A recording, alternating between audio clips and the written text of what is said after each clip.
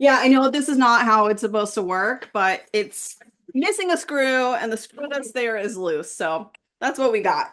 Hey, I'm Christine Stoddard. Thanks so much for watching YouTube. Stoddard says here, this is my channel. It's been alive and kicking for about 9 months now, and I have finally cracked that elusive 500 followers. I'm also approaching the 5-year anniversary of my short film, Bottled. This is a film that I made after my MFA. I finished up at the City College of New York and I was looking to make a movie. I really was, but I didn't have any money and I didn't have a bunch of people who were willing to help me. So I had to come up with a simple idea. I needed to define that goal and just plan and make it happen.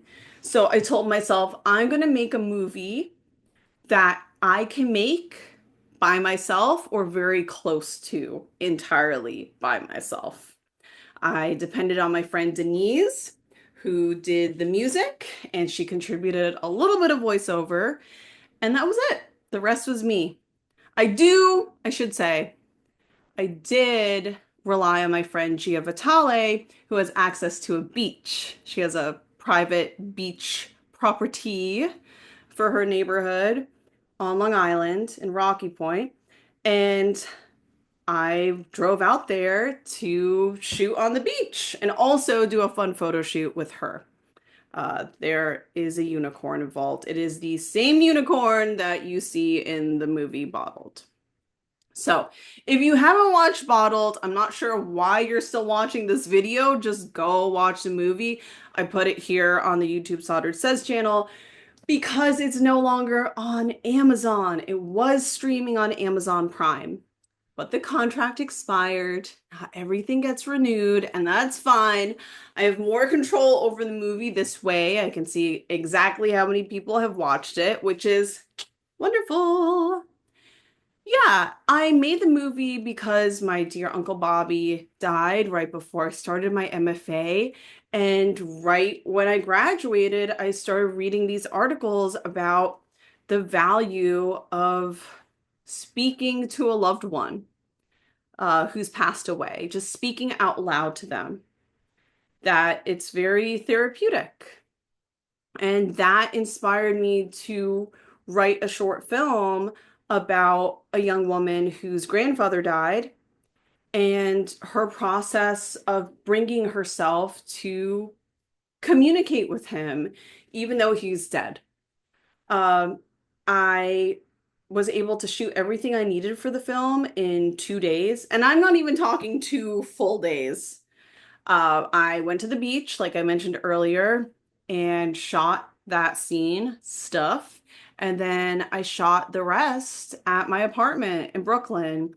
I had a bedroom, I could shoot in that. I had a bathtub, could shoot in that. There's also my car, and I needed a little bit of car scenery, car scenery for the film too. So I also shot that. And a lot of people ask if the movie is a quarantine film because it is solo, right? There's just one actress, she does everything. No, it's just a coincidence. I released a movie in March 2020 after sitting on it. I shot all this stuff and then I didn't edit it right away because I had things to do. I just finished my MFA, so I was out in the world doing residencies and workshops and meeting people and showing my work. So once things got quieter, once the winter hit and I was home a lot more, I edited the film and then I gave myself enough time to promote it. I gave myself enough time to upload it to Amazon Prime and hope and pray that it would get accepted. It did. And yeah, that just happened to coincide with lockdown.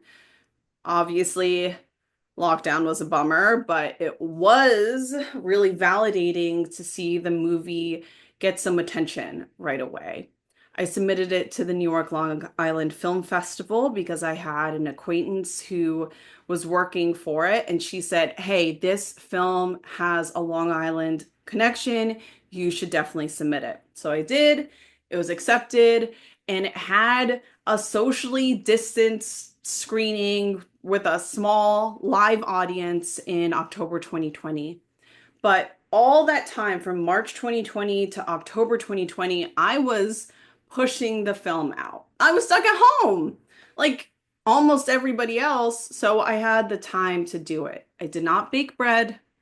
I instead made movies like Bottled, did a bunch of digital art, did paintings at my kitchen table, and sent press releases about this film. And I got write-ups. I got write-ups in the UVA Alumni Magazine because that's where Denise went to college.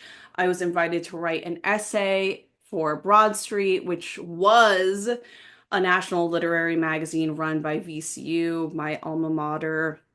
I had an interview in Shades of Long Island, all sorts of places.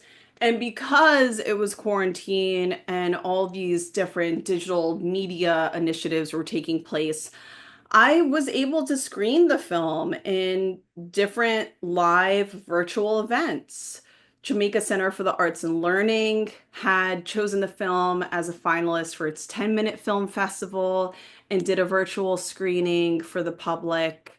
It was also screened in an event through an arts institute in Scotland, etc. I got so lucky. And I know I shouldn't say lucky because I earned these opportunities. So it's more about fortunate, right? I was fortunate, but I still feel really, really lucky.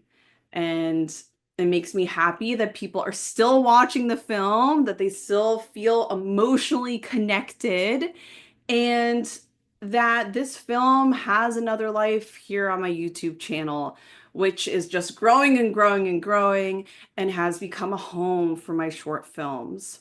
My next one, my next biggie, and this is a much more ambitious project, is 5 Ways I Didn't Marry You. And it's going to make its whole film festival circuit, but once that is done, I will be uploading it here on my YouTube channel so you can watch.